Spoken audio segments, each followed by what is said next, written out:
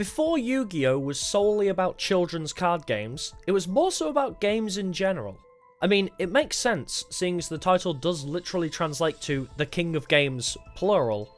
What is the first 7 volumes of the Yu-Gi-Oh manga was loosely adapted into a 27-episode anime and a movie by Toei Animation, which became colloquially known as Yu-Gi-Oh! Season 0, a series that is significantly darker in its tone than the Duel Monsters anime most people are familiar with Yami Yugi becoming this anti-hero, almost Jigsaw-esque type character, putting each villain of the week through twisted games and subsequent punishments based on their personalities.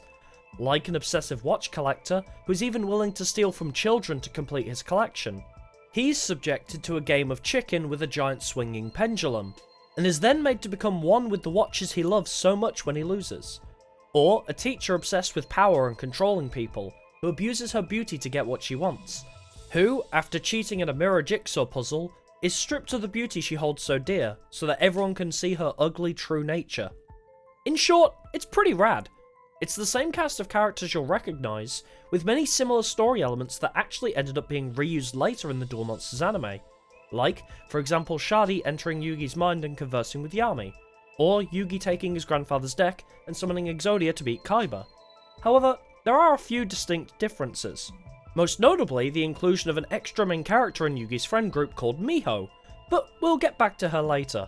And while Duel Monsters is present in this Season 0, it's not the focal point, and actually each episode generally focuses on a different type of game, with Duel Monsters and Capsule Monsters being the only recurring ones, albeit infrequently. So while it is technically a precursor to the Duel Monsters anime, they actually aren't correlated, with their own canons existing separately from one another. And after watching all of Season 0 for the first time recently, I couldn't help but wonder, was the Yu-Gi-Oh anime better without card games? And I say this because while it has been many years since I watched any of the other Yu-Gi-Oh animes, I found that my favourite part of watching Season 0 was actually seeing the variety of games Yami would subject people to or be subjected to play, and watching the process of him breaking down how the game works in order to beat his opponents, with the episodes featuring Duel Monsters actually being some of my least favourite in the series.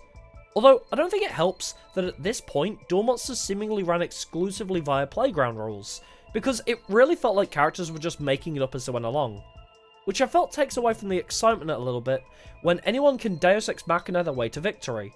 Like the woman that was actually a puppet being controlled and voiced by an old dude when she pulls out the, actually, in mythology the Chimera can breathe fire, so I burn down the forest to make it into a wasteland field, which buffs my creature, meaning I win. And yes, I did say she was a puppet being controlled by an old dude, and I feel like the anime moved on from that fact far too quickly. Anyways, before I cover the various types of games we see throughout the course of Season 0 in a little more detail, I should first give a quick overview of each of the main characters we encounter that will be involved in them. First is our protagonist Yugi, a young boy who can't go 5 minutes without getting the shit kicked out of him apparently. When we first meet him, he's a loner without any friends, and his squeaky voice and short stature often leads to people mistaking him for a child and getting bullied by his peers. He spends all of his free time trying to complete the Millennium Puzzle, because he believes it will grant him his wish to make some friends. He is exceptionally talented when it comes to games, on account of living with his grandpa at their game store. But despite this, he lacks confidence, which appears to hamper his capabilities, something Jinochi presses him about early on in the first episode. He's also very kind-hearted and hates violence, which often leads to people taking advantage of his trust. After completing the Millennium Puzzle, he unknowingly inherited a second soul dubbed Yami Yugi.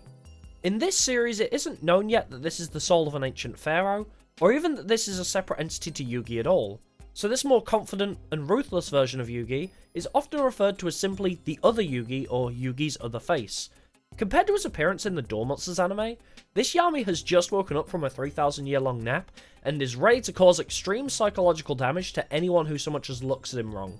With a cold, calm and calculating demeanour, he is an absolute menace early on in the series.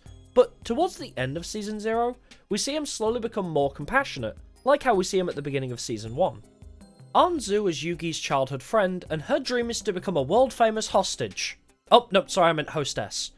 When she isn't being used as a plot device to make Yugi lock in for the episode, she's very strong-willed, being able to intimidate even the likes of Jinochi and Honda, with Shadi even praising her self-confidence and conviction after seeing her soul room. Although she comes across as tomboyish, she does have a lesser seen, more feminine side during the gang's quieter moments. And while the show never really lets her character shine as much as she deserves, the few and far between moments she is granted made her really stand out to me. Especially during the Death Tea arc, where she helps to keep the group grounded in the face of danger, and helps to reassure Yugi whenever he loses confidence in himself. But by far my favourite character in this show is Jonouchi. When we first encounter him, he's Yugi's bully, a stark contrast to how they are by the time of the Duel Monsters anime. And much like in the later seasons, he's the polar opposite of Yugi, flaunting much more brawn than brains. He was previously part of a gang where he developed a great skill for fighting, even being capable of taking on multiple guys at once. But after becoming friends with Yugi, he utilises these skills instead to help him protect those he cares about, and he's never afraid to put himself in harm's way for them, with this loyalty and protectiveness showing even more prominently when it comes to his little sister. What I love especially about Jonouchi, however, is his backstory and character motivation, that I don't remember ever being mentioned, at least in the English dub of Duel Monsters, which is that after his parents divorced, he had to struggle living in poverty on account of his deadbeat dad who had become addicted to alcohol and gambling. But despite this, rather than letting his past turn him into a terrible person, it seems as though he is actively trying to become a better man than his father. And while his methods are often brash and impulsive, his intentions usually mean well. In fact, he even states that the reason he is bullying Yugi is because he wanted him to learn to stand up for himself, and he probably just didn't want him to get pushed around by others the way he had been in the past. Jonouchi is a great character with a lot of moments throughout the series which put that on display, even if he is portrayed as a silly comic relief type character at times. But not as much as his best friend Honda. Seriously, he has one really cool moment towards the end of the series, but outside of that I can't think of anything he actually did other than simp for Miho. Which isn't to say I dislike his character, actually I think it's good to have a side character reserved for gags, to help lighten the mood from time to time. And he's great as a verbal sparring partner for the hot-headed Jonouchi as well. But unfortunately, I did find him to be rather forgettable, without any real defining characteristics other than his strong sense of justice, particularly towards beautification, quote unquote, in which him being a glorified janitor is his main running gag. And it makes me worry for what his character in the Duel Monsters anime will be like when I get around to watching that next, as his entire character motivation here revolves around Miho, who doesn't actually exist in the series beyond this point. Speaking of Miho, she's a very interesting character, because not only does she not exist in later seasons of the anime, but actually she was never meant to exist in this one to begin with. Which is to say, in the original manga, she's a side character for just one chapter in which Honda has a crush on her. But I guess they decided to expand upon this idea for the anime by including her as a part of the core group.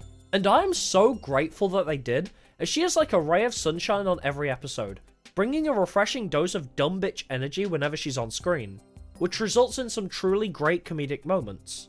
Much like the grooves in her brain, her character isn't exactly very deep.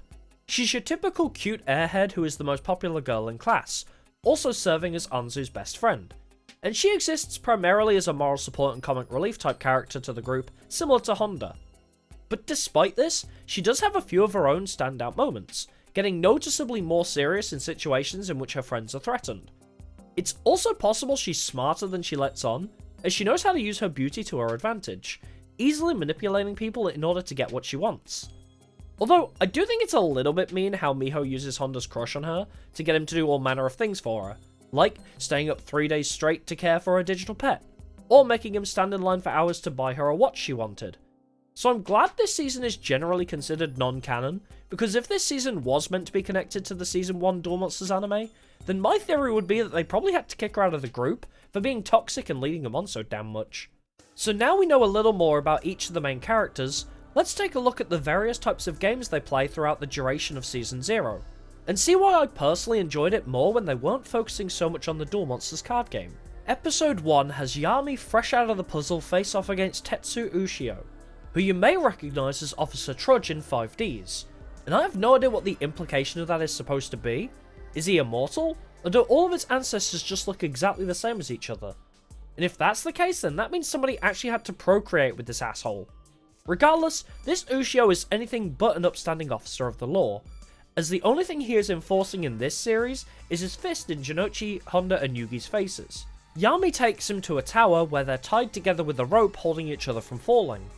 He He then makes him play a game where they take turns flipping over playing cards, and depending on the value of that playing card, that player gets to move that many steps up the building, with the other player moving down an equal amount, so that once one player reaches the top, the other player will fall. And believe it or not, this is actually the less violent version of this game apparently, because originally in the manga, Yami had Ushio compete with him to stab the most money from atop their hands without actually stabbing themselves. And this is a common occurrence in the anime, where they try to dial down the violence of the shadow games and punishments, but in a lot of cases like this one, the game actually ends up becoming a lot more interesting. Anyways, Ushio tries to cheat when he's about to lose, because of course he does, prompting Yami to make him fall into the water below and causing him severe psychological trauma by making him think he was getting eaten by giant worm monster things. Episode 2 has Yami face off against an escaped convict in a simple game, where each player chooses one finger, and they're only allowed to use their chosen digit to defeat their opponent. So of course the guy with the gun chooses his trigger finger, while Yami chooses his thumb. This game should be pretty easy, yet somehow this guy throws harder than Seadog VA playing Jump King that one time, because instead of just firing his gun right away, he lets Yami light his cigarette, and also he forgets to stop pouring his alcohol, so Yami places the lighter on his hand, completely stun-locking him. If he fires the gun, the recoil will drop the lighter onto the alcohol, setting him ablaze. You know, for a master criminal, he really didn't think that one through. As per usual, the bad guy tries to cheat when they're about to lose, meaning Yami is granted permission to mind crush a fool, making him think his body is permanently on fire. As basic as this game was, it does go to show how they can manage to turn even the simplest games into something exciting in this series. Episode 3 is our first introduction to the Duel Monsters card game, although the game looks very different to how you'll remember it.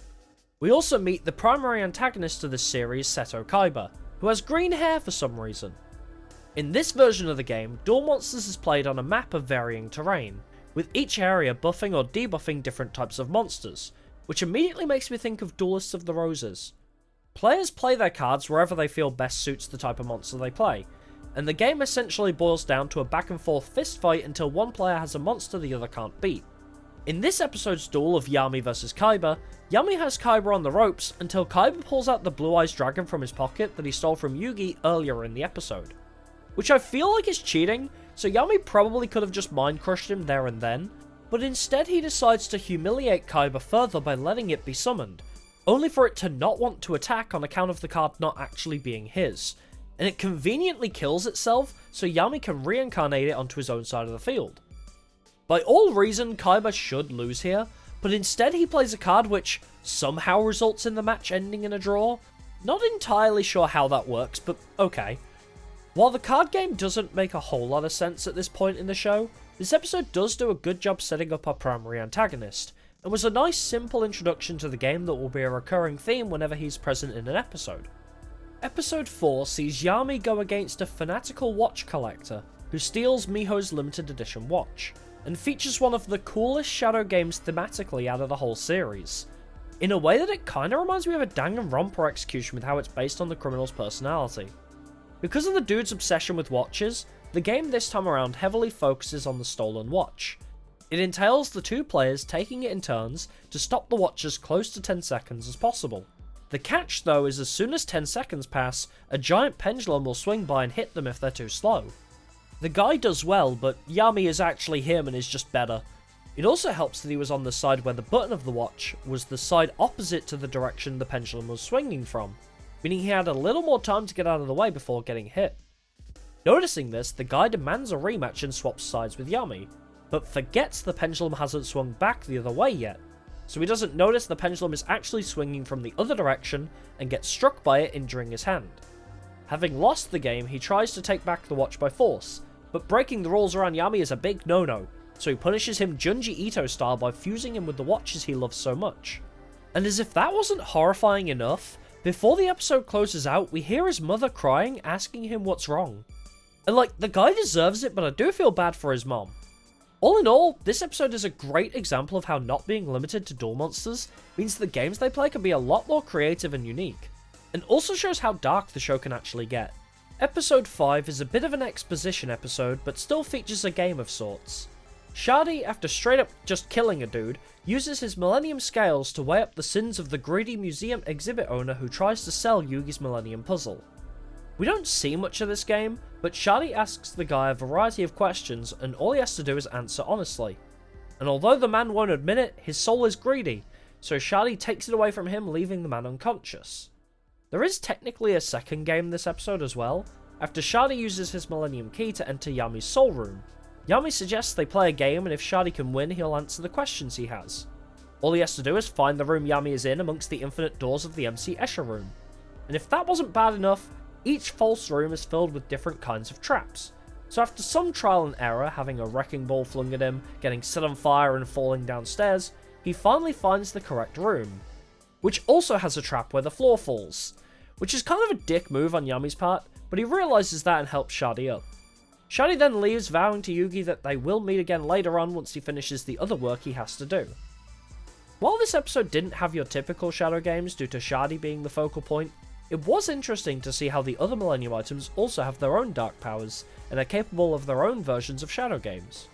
Episode 6 continues this plotline, with Shadi putting Anzu under mind control and threatening to have her jump from the school roof, in an effort to draw Yami out of Yugi's puzzle. I don't know man, did you not consider just maybe asking nicely?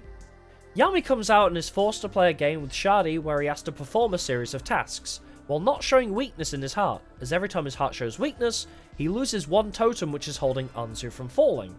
And he immediately loses one before even realising the game has started, because Shadi says that Yugi is afraid of the unknown potential of the power he wields, that so far has been leaving everyone he encounters psychologically scarred, and he doesn't even remember how it happens. So yeah, I'm not surprised Yugi's feeling a little freaked out by that. I think Shadi is being kind of an asshole, and this game feels just a little bit subjective.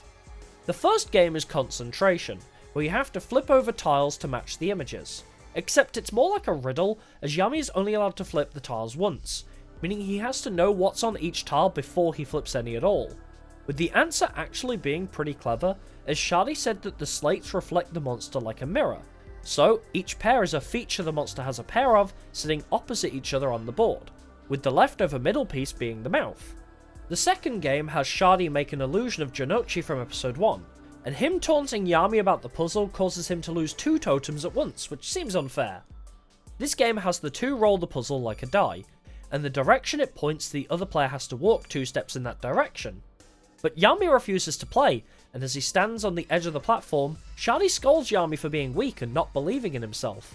But Yami's belief in his friendship with Janochi makes the illusion disappear.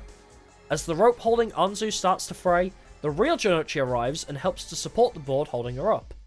And seeing the power of friendship causes Shadi's own heart totem to shatter, freeing Anzu from his mind control. A lot happens in just this one episode, but overall I think the game of the week this time around has a very interesting premise, and does a great job at reinforcing the show's theme of friendship by actually showing it in action, as opposed to just having characters shout about it from the sidelines while someone plays a card game. Episode 7 is another one of my favourite episodes, because although the actual Shadow game the characters have to play isn't all that interesting, it is quite nostalgic and the plot twist certainly makes up for it. The episode focuses around a new trend of Tamagotchi-like virtual pets, and while the show leads you to believe the bad guy is a kid called Kujirada, whose name hilariously translates to whale, the villain Yami has to face is actually Hayama, who appeared as a quiet shy kid earlier in the episode, and you're led to assume Kujirada was bullying him. But in actuality, Hayama was controlling Kujirada, claiming him to be his own pet he was raising using money as feed. It's an interesting parallel to the game the episode focuses on. After asking Honda to become his new pet, and grossly offering Miho's body for his quote-unquote feed, Yami challenges Hayama to a digital pet battle. After getting beaten initially, Yami's digital pet evolves thanks to Yugi and Janochi connecting the pets together earlier on in the episode. This results in the pet having Yugi's skill and Janochi's strength, creating the ultimate digital pet, and ends with Hayama's pet turning on its owner for not loving him enough. Overall, a great episode where we even see Honda actually do something which is cool. Episode 8 sees us return to the Duel Monsters card game, with Kaiba still moulding over his duel against Yami ending in a draw. He summons the first of his legendary Shiteno, which apparently translates to 4 Heavenly Kings. This one is British and has a fetish for dolls it seems, and uses one to pretend to be the school nurse in order to challenge Yugi to a duel. Yugi loses swiftly because apparently chimeras burning down forests and Aphrodite being born from the sea are actual legal effects in the game that buff creatures, and totally not just made up bullshit. But Yami gets his own back later when they have a rematch, because this guy loves dolls so much, all of his monsters are actually doll type instead of their usual typage. So Yami enhances his wolf's howl with magic, which makes him win because, and I quote, "A doll monster cannot win against a destructive wave," and all of the opposing monsters fall apart. I don't think this is a bad episode per se, but by the end I was left wondering just what the hell are the actual rules of the card game meant to be here, because at the moment how characters win and lose duels so far is kind of hilariously convenient, which for me personally makes Yami overcoming the challenge much less satisfying. Episode 9 is about yo-yos, which sounds lame but is actually a really solid episode. That's because it's an episode not focused on Yugi and Yami for once, and instead gives us a lot of backstory and insight into Jinochi's character. For a little context, in this episode there's a group using yo-yos as weapons to attack people, and it turns out that it's Jinochi's old gang, and suddenly he started hanging around with them again. Yugi and friends try to find out what's going on, and holy shit, does his yo-yo have spikes on it? Suddenly it makes a little more sense how these guys were severely injuring people with toys now. Anyways, Yugi engages in his favourite activity of having his internal organs forcefully rearranged by strangers, until Jinochi comes along to explain that he joined the gang to protect his friends. But now that they've hurt Yugi, he's not going to play nice no more. So after being freed by Jinochi, Yugi turns into Yami and drags the goons away to the roof for this episode's game. The rules are last one standing wins, so while running, Yami uses his yo-yo to poke holes in the roof, and gives us the brilliant line of, "Yo-yo shouldn't be pointed at other people, but instead the floor," before the goons all fall through the roof. But all of this is just an aside for the real duel of the episode, which is a straight up fist fight between Jinochi and his former gang leader. Hiratani throws glass into Jinochi's eyes, but even while blinded he manages to hear him coming, and lands a punch, almost making them both fall from the platform. Honda throws Jinochi a ribbon so that he can prevent himself from falling by hanging onto a hook, and he does all this while looking like the coolest motherfucker ever by keeping one hand in his pocket the whole time. And while Hiratani hangs on the ledge, Jinochi ends things by using the walk the dog yo-yo trick to run over his fingers, causing him to fall and be defeated. In concept, this episode should be really stupid, and yet somehow they managed to make it fun and exciting, with some genuinely cool moments. It's also a great episode for Jinochi's character, giving us nice insight into him and his strengths. Similarly, episode 10 is again less focused on Yugi, and it's more of an Anzu focused episode. Miss Cherno loves being in control, rejecting men, and harassing students that disagree with her. So when Anzu stands up to her for being too strict and bullying students, she doesn't take it too kindly. Anzu tries to get the school rules more lenient, but Miss Cherno's influence keeps getting in her way, eventually forcing Yami to step in. The game this time is a jigsaw puzzle, similarly to how this whole ordeal began with Cherno mocking a student for gifting Jinochi a jigsaw as a love confession. Except this time it's a broken mirror, and the two have to race to see who can put it back together faster while blindfolded. Miss Cherno immediately cheats, so Yami punishes her by going full on Persona 4 and showing her her ugly true self. It's all very metaphorical and cool, but it is a shame that Anzu wasn't given the chance to resolve things for herself, like Jinochi did in the previous episode. But still overall a good episode, which shows us a little more of Anzu's determination to stand up for what she believes in.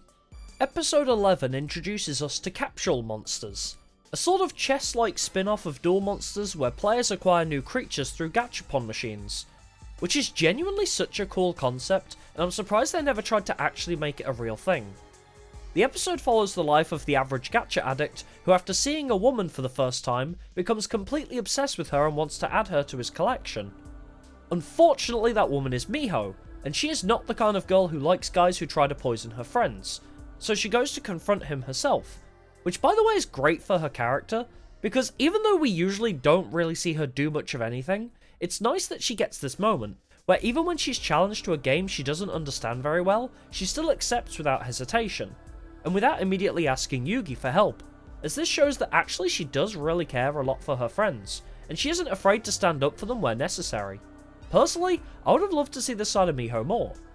As it turns out, the gacha machine was rigged to give Warashibe exclusively high level and powerful monsters, so upon discovering this, Miho calls him out for cheating and tries to leave. But Warashibe tries to trap her and Yugi in by blocking the door, but the gate breaks and collapses, leaving Miho unconscious and prompting Yami to step in and deal with him. He picks up the game where Miho left off and uses his disadvantageous position and Warashibe's overconfidence to lead him into a trap, lining up all of his monsters in a row so they can all be taken out by a single attack. Then we see Yami's punishment game for Warishibe, which is surprisingly tame compared to the ones we've seen so far, trapping him in a giant Gachapon capsule. This was a great episode overall. Similar to the previous few episodes, it was nice to see some more focus on one of Yugi's friends, and this was the episode I started to appreciate Miho more as a result, as before I wasn't much of a fan of her character, as she came across as quite shallow. I also like that this episode gave us a game that's an interesting alternative to duel monsters. Episode 12's villain is the second of Kaiba's Shiteno, a guy who is extremely lucky, like unnaturally so, and half the episode is spent exhibiting that fact. And then it's never explained that any of it was a setup in any way, so I guess luck is in fact a tangible force you can just get good at in this universe. Which explains the whole Heart of the Cards stuff from the Duel Monsters anime, I suppose. The game of the episode is concentration, but for real this time, not just a riddle like during Shadi's episode. Also in this version of the game, there's a Joker card which when picked, gives your opponent all points you've acquired so far. And every time a pair is made, the opposing player takes a strong electric shock. At first Jonouchi is the one who challenges Ryuichi, but is swiftly defeated as Ryuichi uses his insane luck to guess where all the pairs are on the first try. Afterwards, Yami faces Ryuichi himself at the same game, but with more powerful electric shocks and removing the extra turn upon making a pair rule. Ryuichi effortlessly makes pairs while Yami keeps choosing the same two cards and failing to make a single pair, repeatedly getting shocked in the process until the power trips out from all the electricity usage.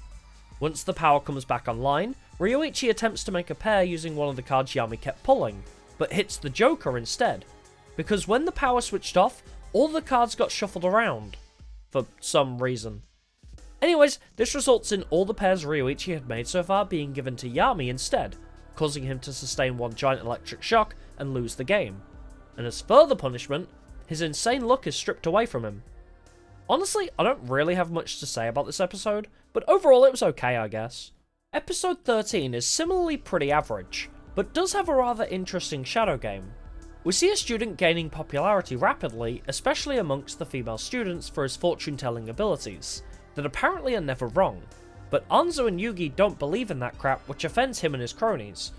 But they were right, because it turns out he was lying about the fortunes and then just enacting them himself, to make it seem like he was predicting the future.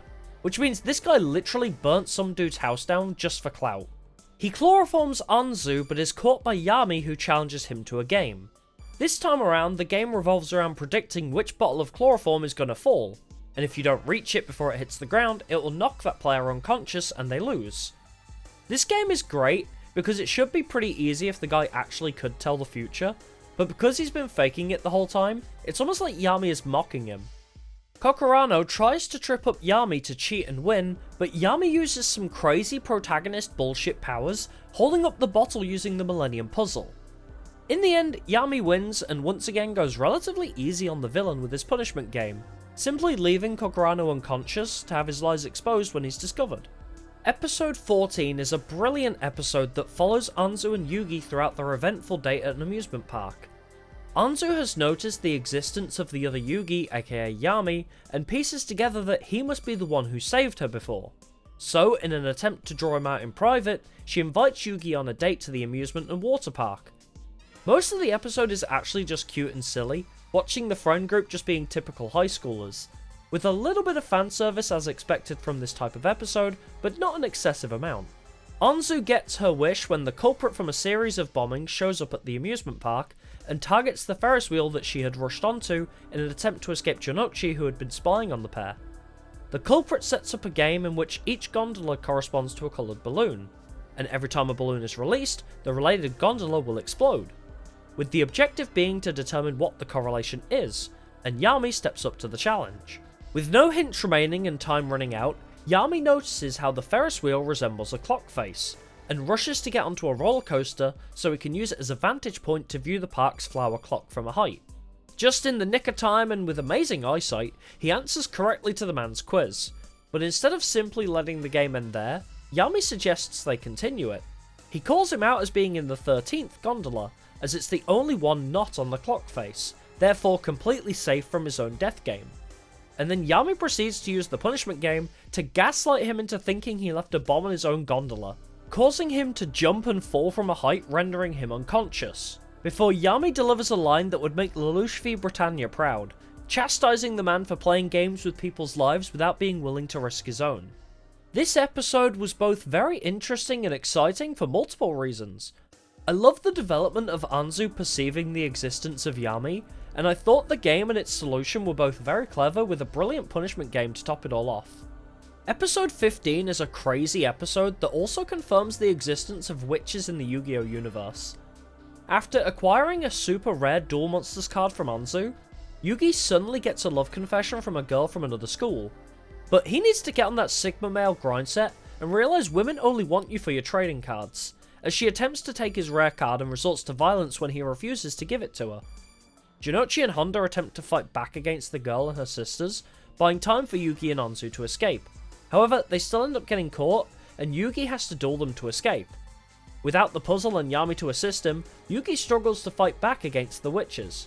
But, having felt a disturbance in the force, Kaiba shows up out of nowhere and takes over for Yugi, quickly defeating the witches with the power of his Blue Eyes White Dragons. Then, like an absolute Chad, just gets up and leaves, telling Yugi that he's not allowed to lose to anyone but him. Despite my initial distaste for the Duel Monsters episodes in this version of the Yu-Gi-Oh anime, I actually really love this episode.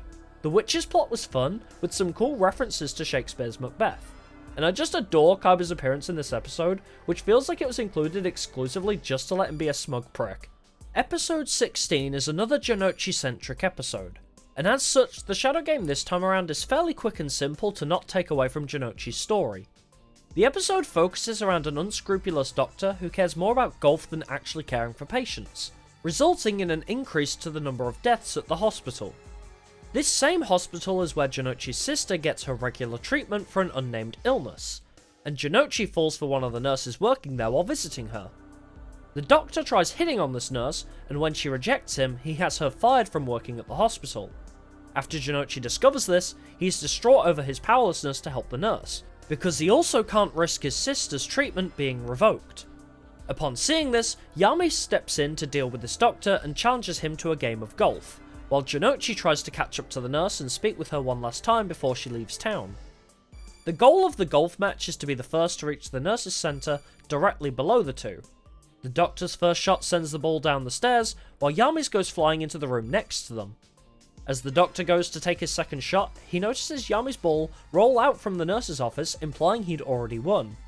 Apparently, in the room Yami sent his ball was a mail chute he used to get the ball directly into the office in one shot.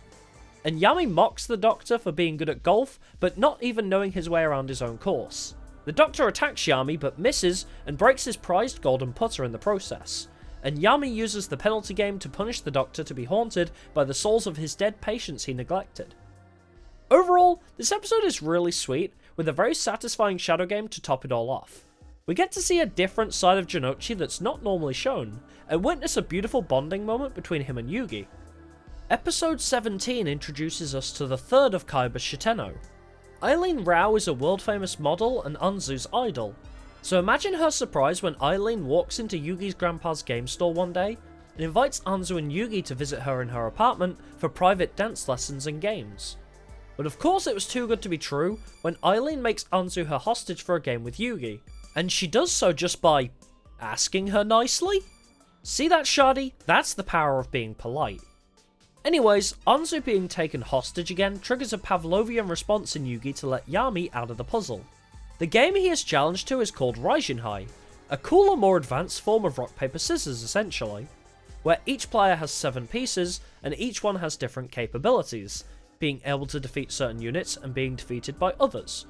The objective being to try and predict what piece your opponent will play and to counter it, until one player runs out of pieces or their king is defeated.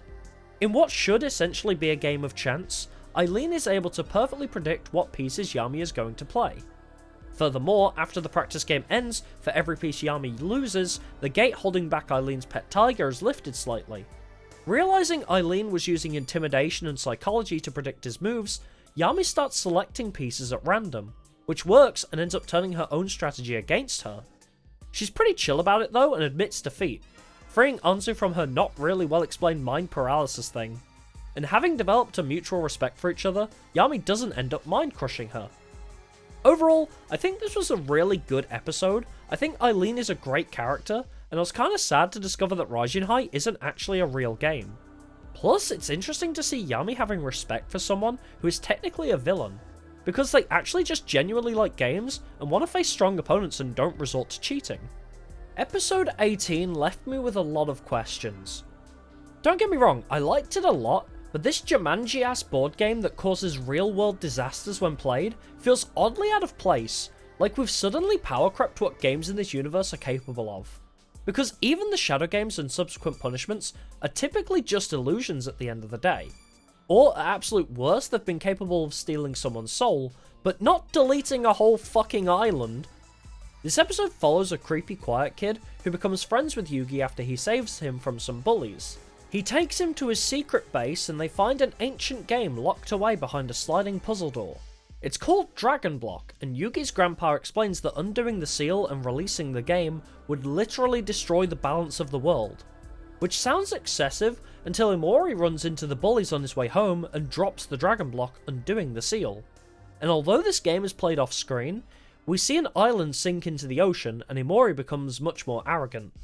He steals Yugi's puzzle and challenges him to a game of Dragon Block to win it back. Dragon Block is a bit like Mahjong. Both players need to make a dragon by matching 3 of the same type of tile, and they do this by discarding one from their hand to draw a new random tile. And battle commences when both players make 2 dragons to fight with. Certain types of dragons are strong against others in an elemental system. Like in the first game, Yugi summons 2 fire dragons, but Imori summons 2 water dragons, which are effective against them. Yugi loses the game and by extension his soul, while Tokyo is hit by an earth-shattering earthquake. But luckily he was able to grab the Millennium Puzzle just in time, so Yami could take over his body. The two have a rematch and Imori summons a water dragon and a wood dragon, while Yami summons an earth and metal dragon. The game then turns into a sort of Pokemon-like battle, with Yami's dragons reinforcing each other, and Imori using his water dragon to power up his wood dragon as if he's watering a tree. The wood dragon then ensnares Yami's metal dragon, but is able to cut itself free before it drowns from the water, and uses his own earth dragon to part the seas like Moses, and making Imori's water dragon fall.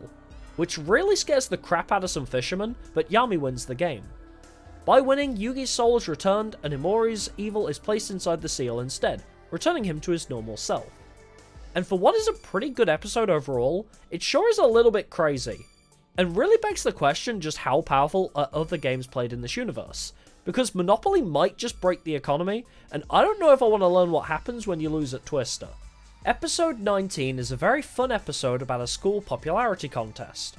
What I like most about this episode is that it feels as though every one of the main cast gets involved in some way, and we're introduced to Bakura for the first time as well. The plotline for this episode is that a popularity contest is being held because Honda doesn't agree with the vice president of the student council's idea to use their budget to fund a fan club for a 3rd year named Karoko, and will only accept it if she's determined the most popular girl in school over Miho. Throughout the various rounds of the competition, Karoko and her cronies keep trying to sabotage the other contestants in an attempt to make sure she wins. Her nefarious schemes keep escalating until they come to a head when Yugi discovers Miho unconscious. And I'm not sure if he's more surprised by the fact he finds Miho unconscious or the fact that it's not Anzu for once. Either way, we really need to stop letting these kids have chloroform. With things getting out of hand, Yami steps in to deal with Karoko once and for all. The game this time is a simple one, but with a very satisfying conclusion. Pick between 1 and 3 flowers and the person to pick the last flower loses. Karoko thinks she's won when there's only 1 flower left on Yami's turn, but she forgets about the flower in her hair, meaning Yami wins the game, and he decides to give her the same treatment as Miss Chono from episode 10 as punishment, and resulting in her dropping herself out of the competition. This is another great episode that honestly made it feel more like a slice of life anime than a shonen, which is a great way to drive home the show's theme of friendship, by, actually showing the daily lives of a group of high school friends. And while this did feel like it was primarily a Miho focused episode, and there were a lot of very cute Miho moments, it still did feel like each character actually added something to the plotline. Episode 20 sees a return to Duel Monsters again and introduces us to the last of Kaiba's Shiteno. This time it's Kaiba's childhood butler Daimon that taught him everything he knows about games, who is only being kept alive through numerous artificial organs and a mysterious goo to the point he is actually legally deceased. Through sheer coincidence, Yugi causes the car transporting Diamond to crash, because he didn't stop, look, and listen before running straight into the middle of the road.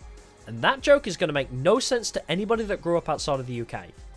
At the hospital, Yugi and Diamond have a friendly game of Duel Monsters, which reminds Diamond of a younger Kaiba, before he is taken away back to Kaiba's medical facility. Here, Kaiba tells Diamond that Yugi is the one who defeated all of the other Shitenno. They have a rematch later in the episode after Anzu is taken hostage by a freaking dragon. As it turns out, the animatronic monster house they wandered into randomly is owned by Kaiba. Which is lucky for Kaiba because what? Was his plan really to just wait around in there and just hope Yugi shows up? Yugi wasn't invited or lured in any way. What would he have done if they just walked past it? Anyways, Diamond is conflicted but proceeds to duel Yami regardless. Even when Kaiba offers him a way to see what cards are in Yami's hand, he refuses and commits to dueling him fairly. Yami appears to have the upper hand as he effortlessly destroys all monsters Diamond sends his way. But this is a trap, as Diamond summons Zombie Master, a card that increases power based on monsters in the grave, something that actually sounds like a real card effect for once. Yugi is able to counter by reincarnating one of Diamond's monsters, which weakens Zombie Master, before equipping it with a spell that increases its power and defeating Diamond with his own creature. Once again, there's no punishment game this time around, and fair enough, the man is literally already dead. Diamond respects Yami for his love of games and asks him to restore the kindness in Kaiba's heart through their games, which is a nice segue into the next arc of episodes leading up to Yugi facing Kaiba. All in all, this episode was really well done, and the Duel Monsters card game is starting to feel like it's shaping up into being an actual card game, with characters having proper strategies now, which makes these episodes much more interesting to me. Episode 21 is primarily a setup for the next arc, which was hinted at in the end of the last episode. It has the gang hang out at a game centre playing a variety of different arcade games, where they learn about the existence of Kaiba's brother called Mokuba, who might as well be named Monokuma with the way he sounds and acts like a damn gremlin in this series, which is quite the contrast to how he is in Duel Monsters anime, where he appears much more kind and naive. He interrupts the group's racing game to invite them to Kaiba Land, their new theme park, to take part in their Death Tea game, a series of various game challenges they have to beat, and says they can't refuse as they have Yugi's grandpa hostage. While Yugi is upset and his confidence wavering at the daunting task ahead, he's challenged by some random guy to a fighting game, which helps take his mind off of things, before the guy gets up and beats the crap out of Yugi for winning. Ah yes, I was starting to think it had been a while since Yugi was left internally bleeding. Jinochi and Anzu return to find the battered Yugi, and Jinochi chases after the guy to get Yugi's puzzle back. This is where we see our game for the episode, and it's Jinochi taking the lead on this one for a change, which is great for reinforcing the overall message of the episode, but we'll get back to that. The game is essentially a fighting game, where Jinochi and the guy have to fight while balancing on a water pipe, and if either player leaves the pipe, either by falling into the water or stepping off, then they lose. Jinochi immediately gains the upper hand, to which the guy pulls out nunchucks to start fighting back, but Jinochi pulls out his own weapon, a can of soda he purchased earlier for Yugi, and sprays it in the guy's face, causing him to lose his balance and fall down. Jinochi grabs the puzzle back and kicks the guy into the water below. How is this guy so freaking cool, man? This is where the message of the episode comes in, and I know it's kinda cringe, but it actually made me tear up a little. Jinochi returns the puzzle to Yugi and explains that no matter what happens at Kaiba Land, he'll be alright because he has his friends by his side and they will all have each other's backs. And the episode ends with this amazing shot of Yugi walking through the fog, and one by one he's joined by all of his friends. This episode may just be a setup episode without a proper shadow game to accompany it, but it manages to be exciting in its own way, and does such an amazing job of hyping up the Death Tea arc, while really driving home the theme of friendship, by showing how the group are able to support each other with their varying strengths and weaknesses. And this is something the show will proceed to do exceptionally well for the remainder of the episodes. Episode 22 sees Yugi and his friends tackle the first 2 rounds of Kaiba's Death Tea games. And I can make a joke here comparing it to Squid Games, but I'm better than that. Yugi finds his grandpa getting his ass beat by Kaiba at Duel Monsters. Gramps gives Yugi his prized Duel Monsters deck and tells him that with the power of his bonds he believes he won't lose. The group then faces the first round of Death Tea, which is Extreme Laser Tag. The 5 of them have to work together to beat 3 actual soldiers, but everybody only gets 1 life. And the winners are the team that takes out all members of the opposing team first. Jinochi gets impatient and climbs on top of the arena to try to find the soldiers, but when he gets shot, the force knocks him unconscious, showing the gang that it's not just a game anymore. And if they die in the game, they might die for real. The group panics and ends up getting surrounded due to their hesitation. But wait, where's Miho? And in what might possibly be my favourite gag in the entire series, it turns out Miho was taking a nap, so the soldiers failed to notice her presence, and when she wakes up she panics and starts firing randomly, managing to hit all 3 soldiers in the process, winning the game by complete accident. The next game has the group holding a number of levers, while a giant robot approaches them to literally kill them. And Yugi has to figure out which lever they need to release in order to survive. And yes, the answer is the obvious one you're probably thinking just looking at it without even hearing the hint of, he hates when people get his name wrong. But they try to make the answer sound really clever by explaining it using binary.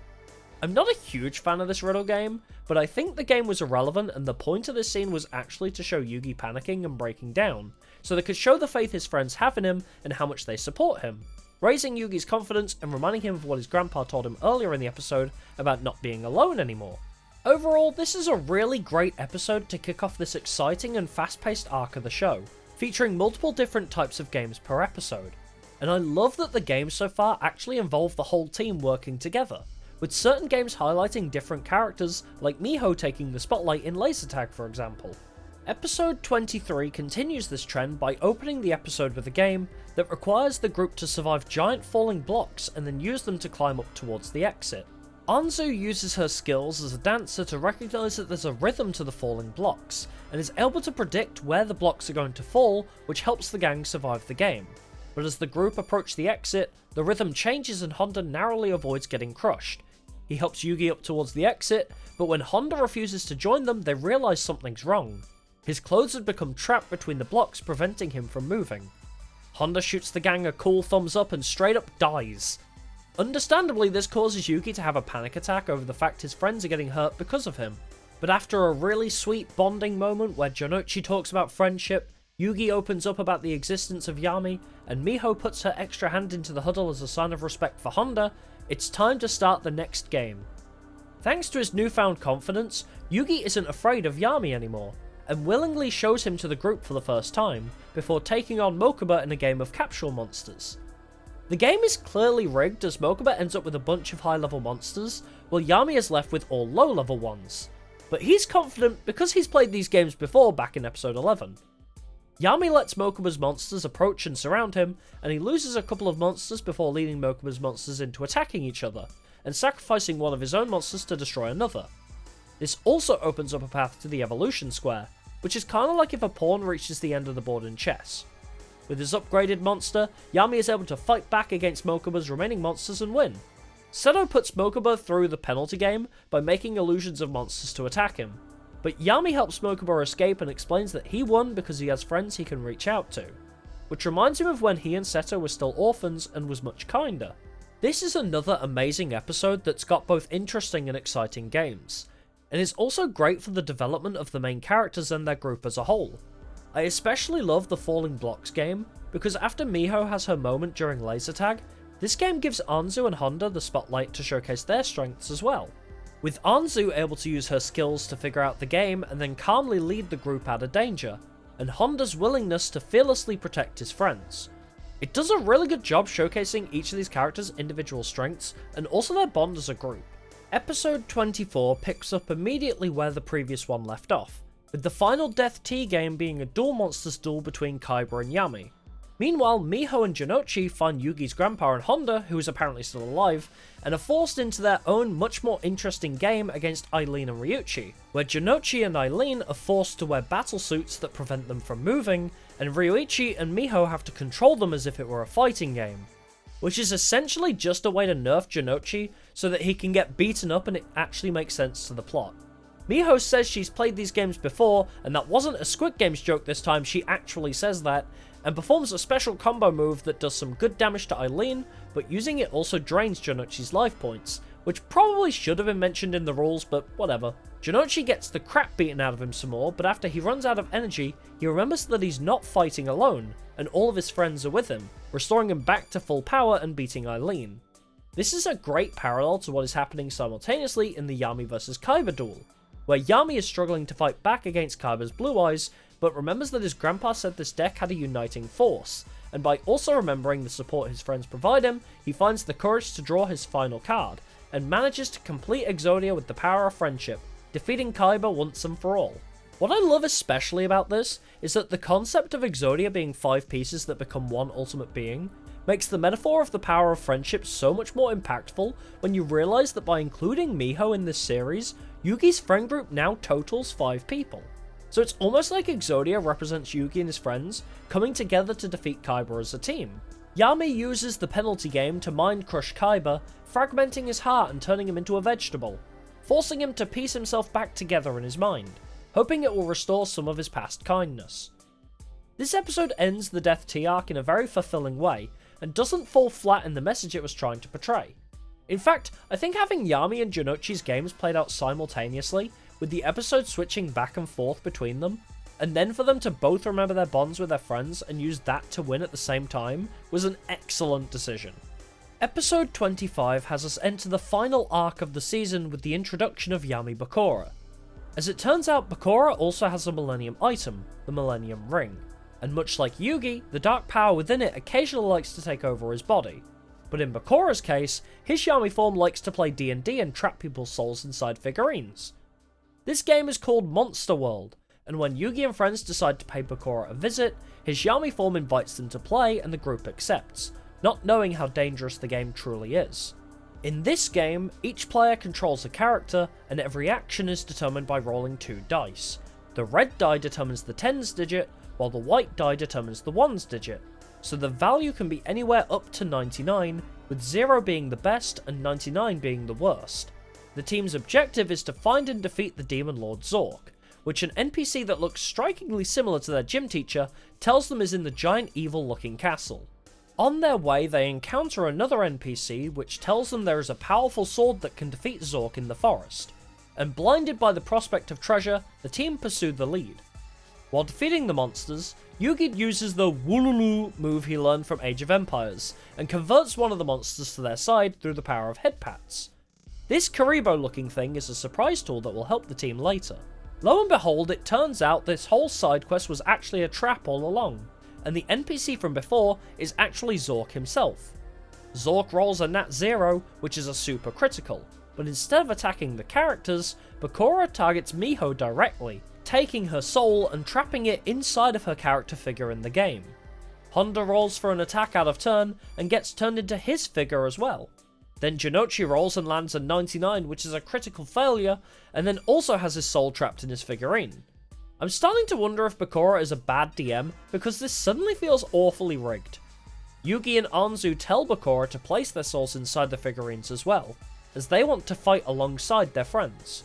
This also gives Yami control of Yugi's body, entrusting the dice rolls of the whole team to him as well, immediately rolling a 3, allowing Jonouchi to land a solid strike on Zork, and the episode ends with Yami reassuring the group that he will win this game for them. Episode 26 carries on from here, with Jonouchi's attack having done some serious damage to Zork's arm, but the flesh that was cut transforms into monsters, which Zork leaves to fight the group as he returns to his castle. Yami is able to save the team by rolling a series of critical hits, defeating one monster and allowing Yugi to convert the other to their team.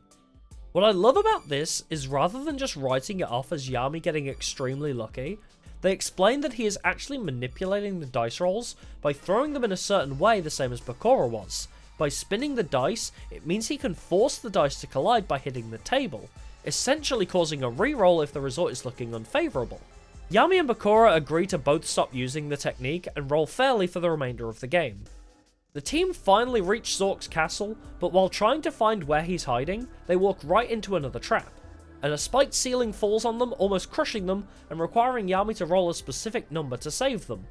To make matters worse, Zork appears before them, meaning Yami has to roll the correct number soon, and he rolls a 66, which is not the correct number, but through the power of Miho's magic as a merchant class, she is able to flip the value and make it a 99, which is correct, freeing them just in time to escape Zork's attack. Thanks to this, the crew is able to get behind Zork and launch an onslaught of attacks as Yami lands multiple criticals. This time there is no special technique, so I suppose Yami just remembered that luck is a tangible force in this universe thanks to his duel against Ryuichi in episode 12. And he's able to roll multiple criticals simply because he believes he can through the power of friendship.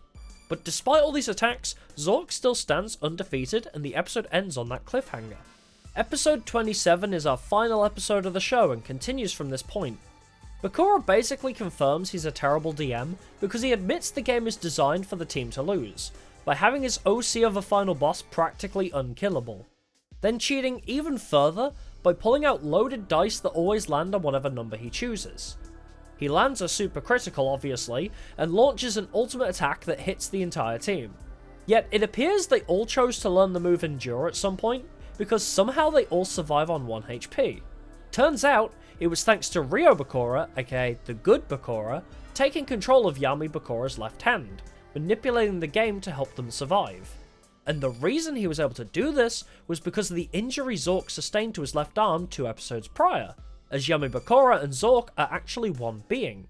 Ryo Bakura continues to fight back against his Yami self, stealing the mind dice and using them to roll a critical failure, causing Zork's next attack to miss.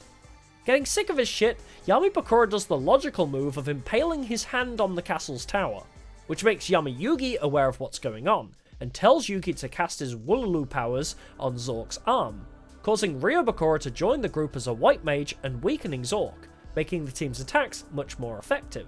In classic JRPG fashion, Zork transforms into his second phase, and rolls a super critical, but Ryo Bakura uses his magic to protect the team. They only have 1 turn to counterattack, and they discover Zork's weak point but it's quickly closing, prompting Pokey, the Karibo-looking creature from the beginning of the game, to use his body to hold it open, offering to sacrifice himself so the group can survive. But Yugi is able to use his giant hand, typically reserved for petting creatures, to punch through Zork's weak point, whilst also grabbing and saving Pokey in the process. But Zork still refuses to die, and so Yami Yugi and Yami Bakura have one last roll to determine the outcome of the game. Yami Yugi gets a super critical, and Bakura cheats some more by putting a portion of his soul into the dice, also guaranteeing him a super critical. But part of the soul inside the dice is Ryo Bakura, and through his determination and his bonds with his friends, he's able to shatter the dice, causing Yugi and Ko to win the game, and returning everyone including Bakura back to their human bodies. For someone who loves RPGs, this was an excellent game choice for the final arc of the show to focus on, and it was a really creative and fun way to have the whole group face off against the final villain together as a team. The last part of Season 0 to cover is the movie, which takes place an undetermined amount of time after the events of Episode 27, and aims to act as a sort of bridge between Season 0 and Season 1 of Duel Monsters. Although when the Duel Monsters anime did begin, it was handled by a team other than Toei, so it ended up being adapted in a different direction and not utilising this already existing material, making the 2 versions exist as separate canon. Anyways, the Duel Monsters card game has advanced since we last saw it, looking a lot more refined and similar to the actual card game in reality and what we see in the Duel Monsters anime. The story focuses around a kid who owns one of the rarest and strongest cards in the game, Red Eye's Black Dragon, but he's so afraid of losing he refuses to duel anybody. And yet, his dream is to become a first-rate duelist, so that mentality just seems kinda counterintuitive. I don't think he actually wants to be a duelist, he just wants to have the title of duelist. Regardless, Yugi decides to help him out when he is invited to a Duel Monsters tournament by Kaiba, who is no longer a vegetable and now has brown hair. Yami and Kaiba go back and forth while the Shogo kid laments over how much of a little bitch he is. Kaiba summons Blue Eyes and Yami plays Dark Magician, using magical hats to force Blue Eyes into a trap, helping him to defeat it, and making this duel feel very familiar to their duels in later seasons. Kaiba retaliates by reincarnating his Blue Eyes and chaining it together with 2 others, combining their power. Shogo tries to leave, but Janochi explains that he took his Red Eyes and added it to Yugi's deck earlier. And for Yami to win, Shogo needs to believe in the power of his Red Eyes to allow Yami to summon it, which is a little silly, but it's a cute metaphor to get the kid to have confidence. Shogo calls out to Red Eyes and Yami uses it to summon Meteor B Dragon to defeat Kaiba's Blue Eyes, winning the duel and filling Shogo with courage. Although it's funny to imagine this confidence was short-lived, as we know in Season 1 Rex Raptor has Red Eyes, so I like to imagine it's the same one, implying Shogo goes out and immediately loses it in a duel shortly after the movie. Overall, I thought this movie was okay, although I don't know why it's called a movie when it's the same length as a normal episode, and I didn't really feel any investment in the Shogo kid. Honestly, he was just kind of annoying to me personally. I understand the moral behind the story, but we have no prior attachment to this character, and we don't really learn much about him, then we never see him again. But the duel was kinda cool. It was nice to see a classic Yugi vs Kaiba duel with Blue Eyes and Dark Magician making appearances, and we even see a prototype version of Kaiba's duel disc system, which is pretty neat. In the end, it's a nice epilogue to the rest of Season 0, but nothing too special. And that's it for the entirety of the Toei Yu-Gi-Oh! Season 0 anime. As you can see, this series featured a much wider variety of games than we see in Duel Monsters and beyond, which I personally felt allowed each episode to be much more creative and a lot less predictable, and prevented the show from ever feeling stale or repetitive. You still knew the good guys were going to win in the end, but how the characters maneuver their way to victory is much more interesting and exciting when they aren't limited to just having to summon a stronger monster than their opponent. And with these different types of games, most prominently during the Death T arc, we get to see the different strengths of each character. Which leads me into why I think I loved this series so much. Because putting the games aside, it really felt like this series did a good job focusing more on the group as a whole, rather than one or two characters stealing all the limelight. And I think this is due to the lack of focus on escalating the Duel Monsters card game, and focusing more on the group of high schoolers getting into a variety of situations in and around an actual school setting. Obviously, Yami usually steps in and saves the day as the group's leader, but it never feels like the rest of the group are ever worthless, and this really helps the impact and effectiveness of the friendship motif the anime as a whole is known for. So, do I actually think Yu-Gi-Oh! Is better without card games? Not necessarily. I think it's more so the fact that focusing solely on one game sort of limits the show's freedom to express itself fully, and ends up having certain characters frequently pushed to the sidelines and serving no purpose just because they aren't good at that game. I also think I enjoyed the darker tone this series takes on, as it always felt as though the stakes were high, making each episode more compelling.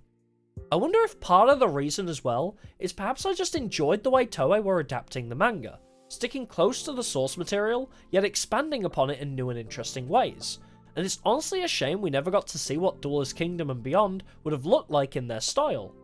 But if anything, this series has made me interested in picking up the manga to see how different it is compared to this and the Duel Monsters anime. And that's about all I have to say. But if you enjoyed this video and would like to see me break down each episode individually, with my thoughts and opinions on the episodes as a whole, not just focusing on the games, then let me know, because that could be a fun side project I could even continue into my reviews of the other Yu-Gi-Oh! Animes, where I plan to break down each episode comparing the differences between sub and dub, and the impact those differences have on the characters and show as a whole. If you're still here, please allow me to pay my taxes to the YouTube algorithm by telling you to like, comment and subscribe. And if you want to see more of me, I live stream most days here on YouTube at 8 PM UK time, where I'll soon be attempting to learn how to play the modern game, after years of playing exclusively Tag Force and Forbidden Memories. Lots of exciting stuff ahead for sure, but for now, I'll leave it at that, and I'll see y'all in the next one.